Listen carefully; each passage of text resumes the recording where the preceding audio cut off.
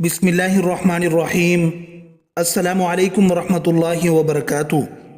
रसूलुल्लाह सल्लल्लाहु अलैहि वसल्लम के मक्का में दो बड़े दुश्मन थे जिन्होंने आपको बहुत तकलीफ़ें और अजियतें दी, अबू जहल और अबू लहब। आमतौर पर लोग अबू जहल और अबू लहब को एक ही शख्स समझते हैं, जबकि कुछ लोग इन दोनों को हुजूर सल्लल्लाहु अलैहि वसल्लम का चचा मानते हैं, जबकि ऐसा नहीं है। अबू जहल, जिसका नाम अम्र बिन हिशाम था, कुरैश ख़ानदान से ताल्लुक़ था, लेकिन आप सल्लल्लाहु अलैहि वसल्लम से इसका कोई करीबी रिश्ता नहीं था। बाज़ लोग जो इसको आप सल्लल्लाहु अलैहि वसल्लम का चचा ख्याल करते हैं, ये गलत है, इसलिए कि आप सल्लल्लाहु अलैहि वसल्लम के दादा हज़रत अब्दुल मुत्तलिब थे और अबू जहल ना अब्दुल मुत्तलिब का बेटा है और ना ही हज़रत अब्दुल मुत्तलिब के ख़ानदान का है, बल्कि अब्दुल मुत्तलिब अब्द मनाफ के ख़ानदान के थे और अबू जहल मखज़ूमी कबीला और ख़ानदान का था। इन दोनों में खूनी रिश्ता नहीं है। अबू जहल का शजर नसब कुछ यूं है: अबू जहल बिन हिशाम बिन मुगीरा बिन अब्दुल्लाह बिन उमर बिन मखज़ूमी अल कुरैशी अल मखज़ूमी। अबू जहल जंग बदर में अपने अंजाम को पहुंचा, जहां पर उसे दो बच्चों हज़रत मुअव्विज़ और मुआज़ रज़ी अल्लाह तआला अन्हुमा ने ज़ख्मी किया और हज़रत अब्दुल्ला बिन मसूद रज़ी अल्लाह तआला अन्हु ने इसकी गर्दन धड़ से अलग कर दी। तारीख़ में अक्सर अबू जहल को इस्लाम का सबसे बड़ा दुश्मन करार दिया जाता है, जबकि बारीक बीनी से जांचा जाए तो अबू लहब इस्लाम और मोहम्मद सल्लल्लाहु अलैहि वसल्लम का सबसे बड़ा दुश्मन था। अबू लहब का असल नाम अब्दुल उज़्ज़ा बिन अब्दुल मुत्तलिब था। इसकी असल कुनियत अबू उतबा थी, लेकिन इसके वालिद हज़रत अब्दुल मुत्तलिब इसके चेहरे की सुर्खी की वजह से इसे अबू लहब पुकारते। अबू लहब हुजूर अकरम सल्लल्लाहु अलैहि वसल्लम का हकीकी चचा था। जब अबू लहब को किसी ने बताया कि आपके छोटे भाई हज़रत अब्दुल्ला के घर बेटा पैदा हुआ है, तो अबू लहब बहुत खुश हुआ। उसने एक लौंडी सोबिया को आज़ाद किया। अबू लहब इस्लाम के बड़े दुश्मनों में से था। जब हुजूर अकरम सल्लल्लाहु अलैहि वसल्लम ने ऐलान नबुव्वत किया तो अबू लहब ने सख्त मुखालफत की। आप सल्लल्लाहु अलैहि वसल्लम की शान में गुस्ताखी पर उतर आया। जब खुदा की तरफ से रिश्तेदारों को दीन की दावत का हुक्म हुआ तो आप सल्लल्लाहु अलैहि वसल्लम ने कोहे सफा पर चढ़कर कुरैश वालों को पुकारा। जब सारे इकट्ठे हुए तो आप सल्लल्लाहु अलैहि वसल्लम ने फरमाया, अगर मैं तुमसे कहूँ कि इस पहाड़ी के पीछे एक लश्कर तुम पर हमला करने वाला है, क्या तुम मेरी बात का यकीन कर लोगे? सब ने आपके हुक्म पर लब्बैक कहा। आप सल्लल्लाहु अलैहि वसल्लम हमेशा ही सच बोलते थे। इसके बाद आप सल्लल्लाहु अलैहि वसल्लम ने फरमाया कि मैं खुदा के हुक्म से तुमको एक सख्त अजाब से आगाह करने के लिए आया हूँ, जो दुश्मनों के हमले से ज्यादा खतरनाक है। जब आपने ये अल्फाज फरमाए तो अबू लहब ने आपकी मुखालफत करते हुए कहा, गारत हो तुम पर, नऊज़ु बिल्लाह, तूने हमको इसलिए बुलाया है। इस पर सूरह लहब नाजिल हुई। जब रसूल करीम सल्लल्लाहु अलैहि वसल्लम पैगाम खुदा देते तो अबू लहब आपको बुरा भला कहता और झूठा कहता और कहता कि तुम अपने आबाओ अजदाद के दीन को छोड़कर अपना झूठा दीन फैला रहे हो। बाज़ रिवायात में है कि अबू लहब ने कोहे सफा पर चढ़कर रसूलुल्लाह सल्लल्लाहु अलैहि वसल्लम को कत्ल करने के लिए एक पत्थर भी उठाया।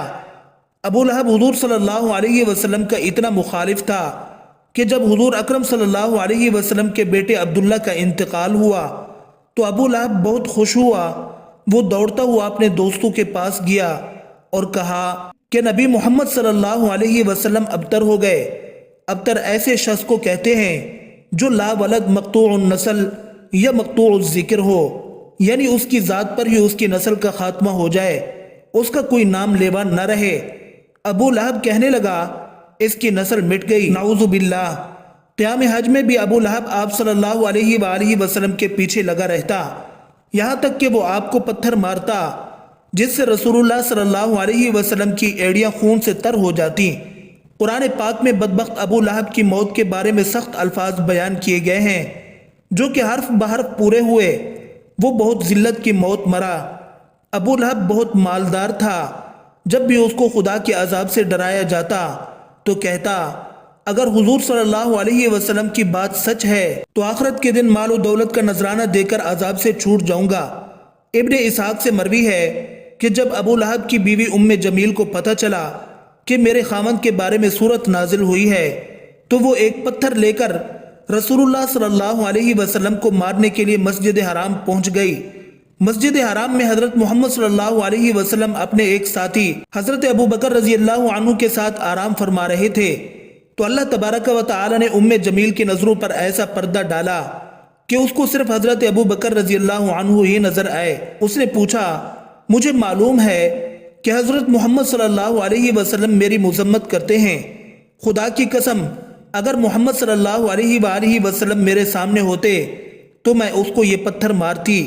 وہ دشمنی اور مخالفت کی وجہ سے رسول اللہ صلی اللہ علیہ وسلم کو مذمم کہہ کر پکارتی۔ یہ کہہ کر وہ واپس چلی گئی۔ قریش والے جب مذمم کہتے تو آپ صلی اللہ علیہ وآلہ وسلم فرمایا کرتے، اے لوگو، اللہ نے کس طرح ان کا سب و شتم مجھ سے پھیر دیا۔ وہ مذمم کو برا بھلا کہتے ہیں، میں تو محمد ہوں، اللہ کا آخری رسول ہوں صلی اللہ علیہ وسلم۔ ابو لہب قریش کا مالدار آدمی تھا۔ اس کا سود خوری کا کاروبار بہت وسیع تھا۔ وہ لوگوں کو سود پر چیزیں دیتا اور خود منافع کماتا، یہاں تک کہ اس نے خانہ کعبہ سے سونے کا ہرن بھی چوری کر کے بیچ ڈالا۔ ابو لہب کی اولاد بھی نبی کریم صلی اللہ علیہ وسلم کی بہت زیادہ دشمن نکلی۔ ابن عساکر اور ابن سعد لکھتے ہیں کہ ایک دن ابو لہب کے بیٹے عتیبہ نے یہ ٹھان لیا کہ وہ محمد صلی اللہ علیہ وسلم کے پاس جا کر ان کے رب کے بارے میں بری باتیں کہہ کر ان کو اذیت پہنچائے گا۔ عتیبہ بدبخت نبی کریم صلی اللہ علیہ وسلم کے پاس آیا اور بہت سخت کلامی کی، اور سب سے بڑا جرم یہ کیا کہ چہرہ انور کی طرف تھوکا، مگر وہ ناپاک تھوک چہرہ انور پر گرنے کی بجائے دور جا گرا۔ اس کی گستاخی پر رسول اللہ صلی اللہ علیہ وسلم نے دعا مانگی، اے اللہ اس پر اپنے کتوں میں سے کسی کتے کو مسلط کر دے۔ عتیبہ اپنے خیال میں بڑا کارنامہ سر انجام دے کر اپنے باپ کے پاس آ گیا۔ ابو لہب نے پوچھا، پیارے بیٹے تو نے اسے کیا کہا؟ اس نے بتایا کہ میں نے یہ کہا۔ تو پھر اس نے پوچھا، اس پر محمد صلی اللہ علیہ وسلم نے کیا کہا؟ عتیبہ نے بتایا کہ اس نے یہ بد دعا دی ہے۔ یہ سنتے ہی ابو لہب کا رنگ سرخ ہو گیا، کیونکہ وہ جانتا تھا کہ محمد صلی اللہ علیہ وآلہ وسلم کی کوئی بھی دعا ایسی نہیں جو قبول نہ ہو۔ اب وہ پل پل اپنے بیٹے کا خیال رکھتا۔ ابو لہب ایک دفعہ ایک قافلے کے ساتھ شام روانہ ہوا۔